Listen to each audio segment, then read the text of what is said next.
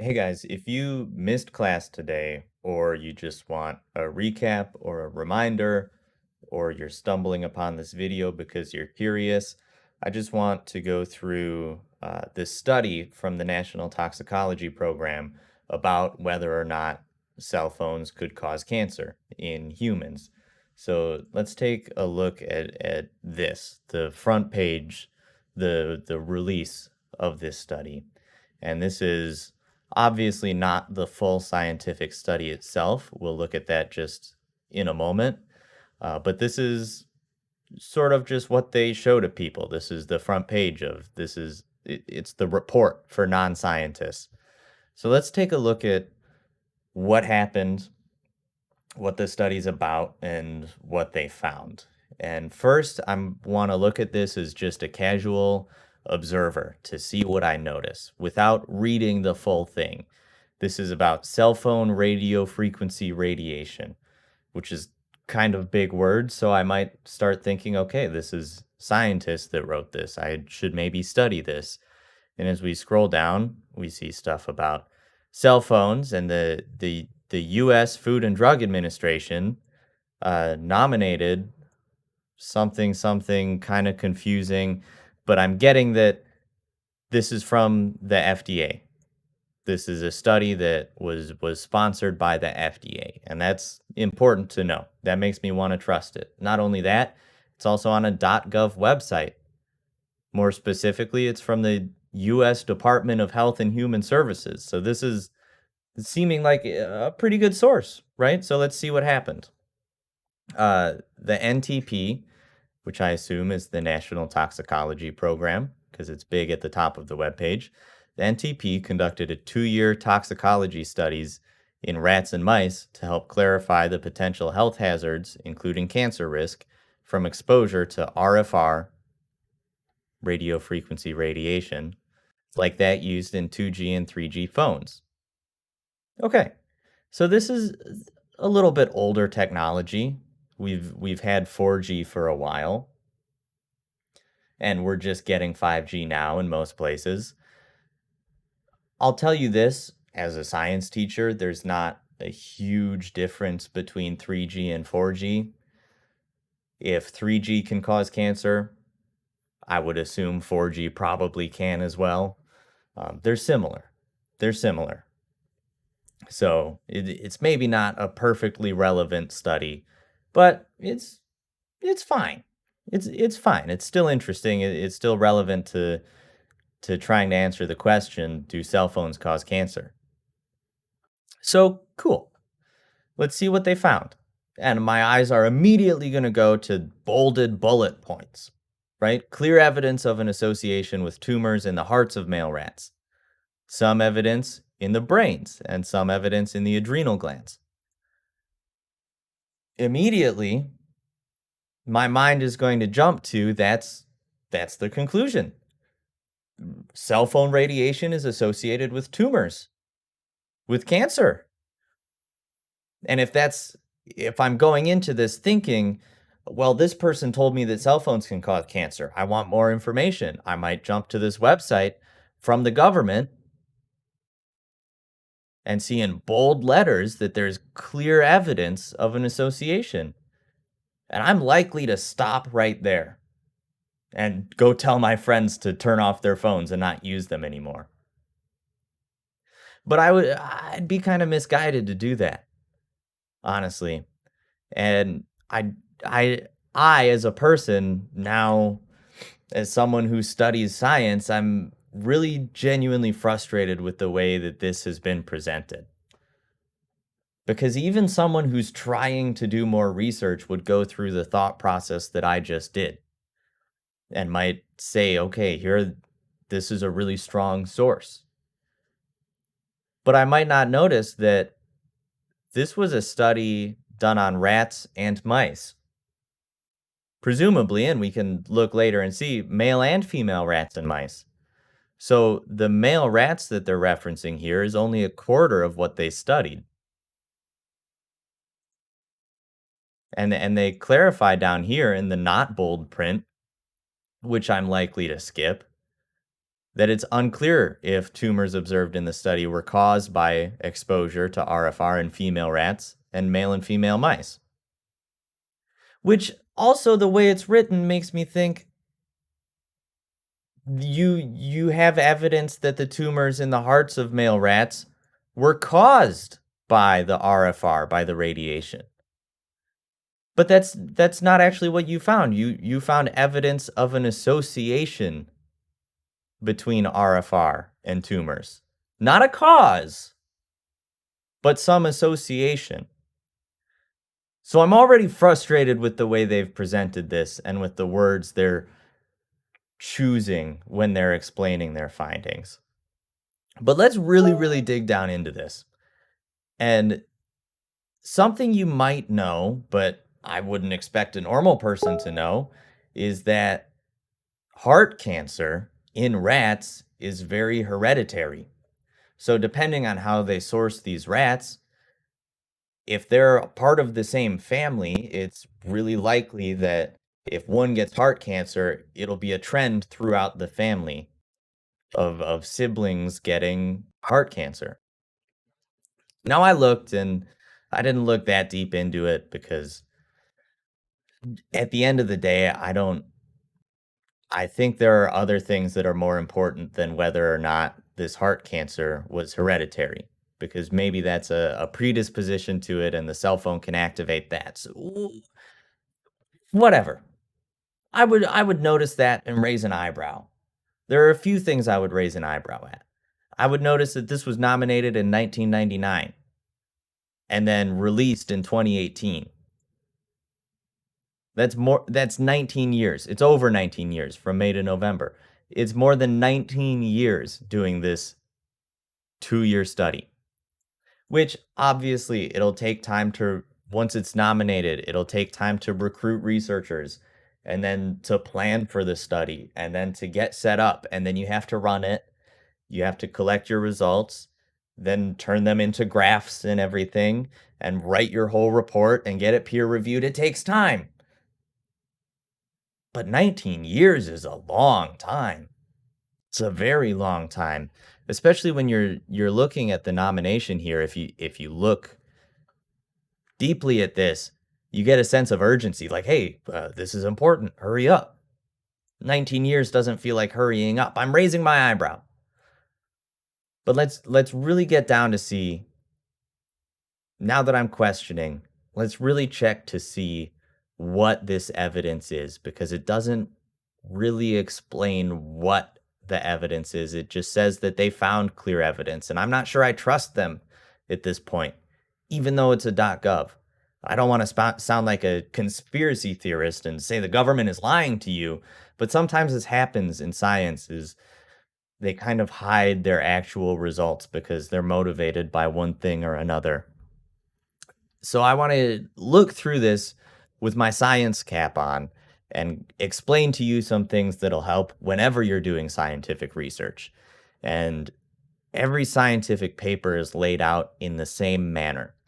Sometimes they have a foreword, which usually isn't relevant to our research. Sometimes they have a table of contents, which might be helpful. But if we're looking at the structure here, the table of contents will help us.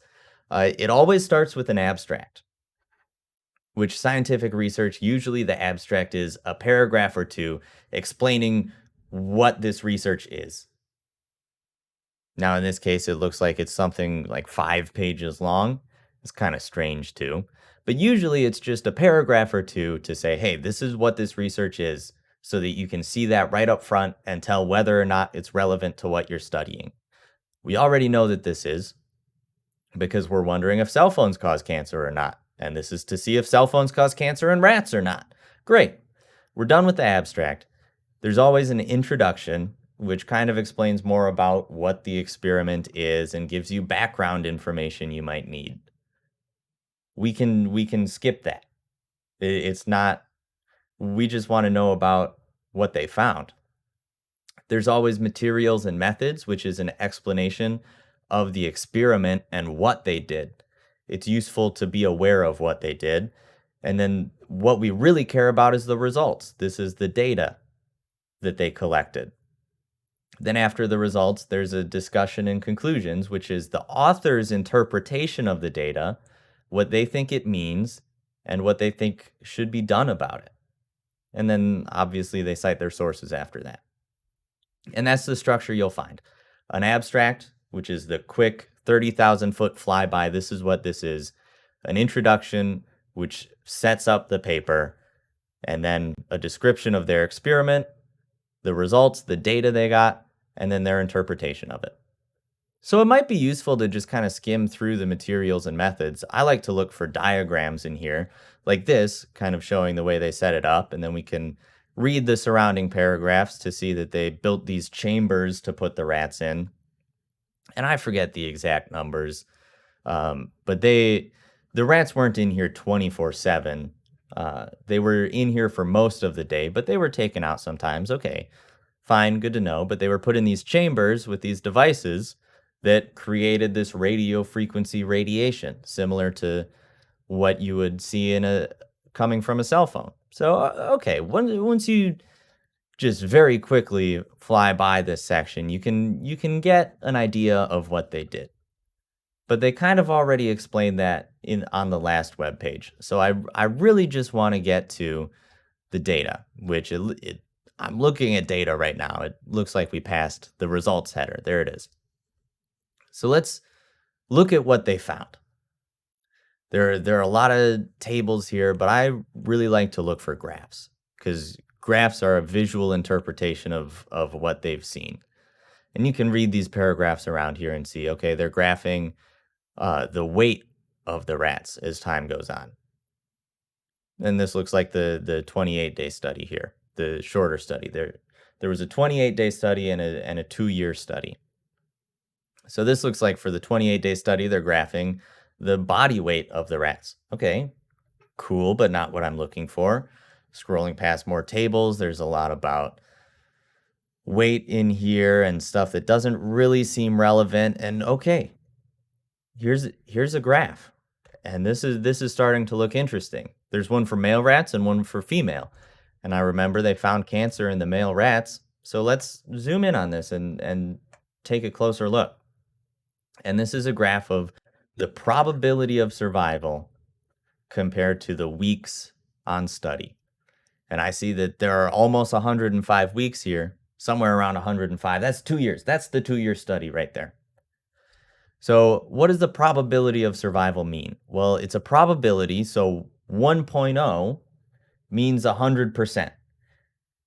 It means the rats are 100% likely to be alive at week 0 of the study. Good. So they started with live rats. Okay, and here's where it kind of starts to get interesting. We have 4 different lines here, 4 different sets of data representing 4 different groups of rats. These black squares being exposed to 0 watts per kilogram. This is talking about the radiation that they were exposed to. 0 watts, no radiation. So this is our control group. It's the group of rats that weren't exposed to any radiation. These circles were exposed to 1.5 watts. The triangles were 3, and the not filled in squares, the white squares, were exposed to 6 watts. And out of curiosity on my Google, how many watts does a cell phone produce? Between 0.6 watts and 3 watts. Not very much. And we're talking about watts per kilogram. So and rats weigh more than 1 kilogram. Okay. So we know it's increasing amounts of radiation. And we know that 6 watts is a lot. And we know that these rats are in a chamber getting blasted with this radiation and not just having a small device that localizes it to their ear or their hands or their pocket. So if any amount of this kind of radiation will be giving cancer, it's going to be 6 watts to rats over their whole body. That's our best chance of finding cancer. So I really want to compare the rats that weren't exposed to radiation to the rats that were exposed to the most of it. So if we follow the rats that weren't exposed to radiation, their probability of survival goes down and down and down and down. And at the end of the study, it looks like a 0.28, 0.29, looks like a 28-29% chance that a rat will survive, meaning 28-29% of the rats they used survived. And if we look at the rats exposed to the most radiation as time goes on, they end up at, what is this, 0.68, 0.67, 0.68, 67, 68% chance of survival, meaning 67% of them survived? That's way more than the rats that were not exposed to any radiation. So the way I would think to interpret that is something about their environment, something about this radiation probably is making them actually live longer. And if they're living longer, they'll have a higher chance of developing cancer because cancer just develops in organisms as they get older. So this seems way different than what I was initially led to believe. And definitely not all science is like this.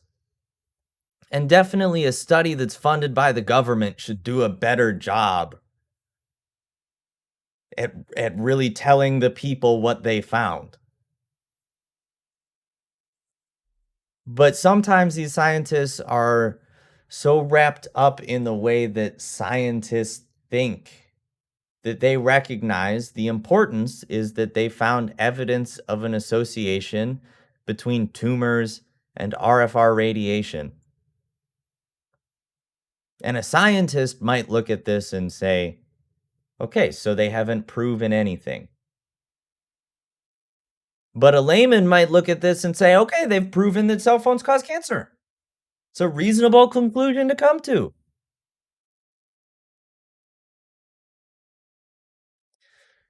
So I guess all of this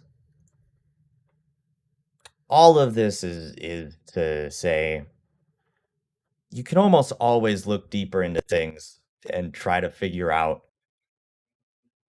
if it's real or not, if information is real or not. And it's incredibly frustrating to me that it's this difficult to figure out whether or not something is legit. And it kind of tears away my hope in knowing that most people will see a post on Facebook and see a headline and stop after they've read the headline. And some people will click on a headline and skim the article and call that enough research. And then some people, if they're really not sure if this article doesn't seem to fit with what I already believed, I might Google something about it. But I don't expect hardly anyone to go this deep into analyzing a study to figure out whether or not it's legit when I just care about the question, is this thing that I keep in my pocket going to give me cancer? You should not have to dig that deep to figure out the answer to that question. And if there's a conclusion to this whole thing, I don't want to just tear away hope that you could ever do decent research. This is definitely an extreme example of something that's confusing and difficult and poorly written and maybe intentionally difficult to understand. The authors might be trying to mislead us. I don't know. And most scientific studies are not 450 pages long. Which also makes me wonder, is it 450 pages long because you're trying to get people to not read it? Usually that's not the way it goes. But if there's a conclusion to this whole thing, it's that if it's this hard to understand what a scientific study is saying, there are two things that we need. Thing number one, we need better people communicating this kind of stuff. And thing number two is just that if something seems off, there's a good chance it is. And yes, you should always look deeper, but you should also, once you look deeper, not hold on to what you believe so strongly when I'm assuming you did not read a 450-page research article. Once you've analyzed that, then maybe you have grounds to hold a strong opinion. But just know, I have a good chance at being wrong with the things I believe, and you probably do too. And that's about it.